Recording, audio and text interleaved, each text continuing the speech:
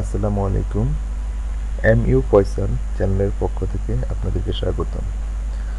আজকে আমি আপনাদের জন্য যে টিউটোরিয়ালটি নিয়ে এসেছি সেটা হলো মাইক্রোসফট ওয়ার্ডের খুবই সিম্পল একটি টিউটোরিয়াল। যে এই টিউটোরিয়ালটির মাধ্যমে আজকে আমরা শিখব কীভাবে আমরা লেখাকে আপার কেস, লোয়ার কেস এবং টাইটেল কেস করতে পারি। তো মাইক্রোসফট ওয়ার্ডে আমাদের যেটা হয়, আমরা যখন আপার কেস করি, আপার কেসে লিখে ফেলি, তখন এটাকে আমরা লোয়ার কেসে নিতে পারি না। তখন কি করি, আমরা পুরো লেখাটা কেটে দিয়ে আবার নতুন করে আমরা এটাকে টাইপ করি। বা আমরা যখন লোয়ার কেসে লিখে পারি, তখন এটাকে আমরা টাইটেল কেসে নিতে পারি না। এর জন্য আমরা যেটা করি, পুরো লেখাটা কেটে দিয়ে আবারও আমরা এটাকে যেভাবে আমাদের প্রয়োজন, লোয়ার কেস বা আপার কেস, ওইটাতে আমরা টাইপ করি। তো আমি আজকে আপনাদেরকে যেটা দেখাবো, আপনি আপার কেসে লিখে ফেলুন আর লোয়ার কেসে লিখে ফেলুন বা টাইটেল কেসে লিখে ফেলুন, যেভাবেই লিখুন না কেন, এটাকে আপনি সহজেই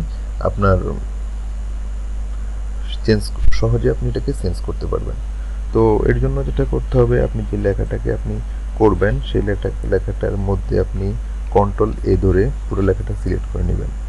দেন তারপরে আপনি যেটা করবেন, শিফট ধরে F3 চাপবেন।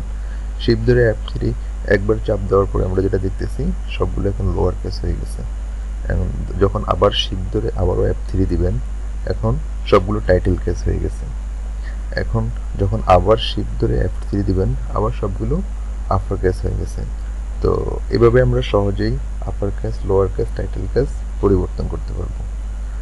ভিডিওটি যদি আপনাদের ভালো লেগে থাকে, তাহলে অবশ্যই ভিডিওটি শেয়ার করবেন, যাতে অন্যরা দেখতে পারে এবং শিখতে পারে। ধন্যবাদ। আসসালামু আলাইকুম।